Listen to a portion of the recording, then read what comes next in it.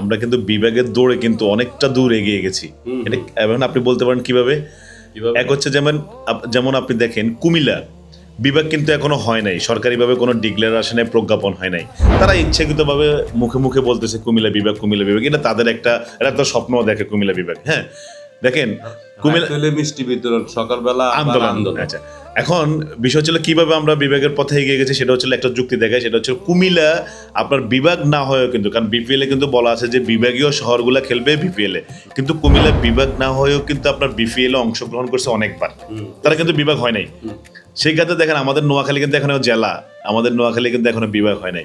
তার মানে আমরাও কিন্তু বিপিএল খেলতেছি, তার মানে এটা একটা ধাপ কিন্তু আমরা আগায় গেলাম। এটা খুশির খবর না নোয়াখালীবাসীর জন্য? আঙ্গলা খুশি নয়, টিপুল্লা খুশি খুশি খবর। আরে যাই হোক, এটা হচ্ছিল আমাদের ইনশাল্লাহ আমরা আস্তে আস্তে আরো দূরে এগিয়ে যাবো ইনশাল্লাহ। সিটি কর্পোরেশন, বিপিএল, এরপরে হচ্ছিল নোয়াখালী বিভাগ, সমুদ্র বন্দর থেকে শুরু করে আমরা সবকিছু পেয়ে যাবো ইনশাল্লাহ। ত্রিপুরা তো জলে গাড়ি, এটা হাতে জ্বলবে ভাই, এটা হাতে জ্বলার রোগ, হাতে নোয়াখালীও কোনো কিছু ভালো কিছু দেখতে পারে না, এটা হলো বাস্তব। জলে মানে মনে হয় নিশ্চিত ভালো মতনে জলে। আচ্ছা আচ্ছা।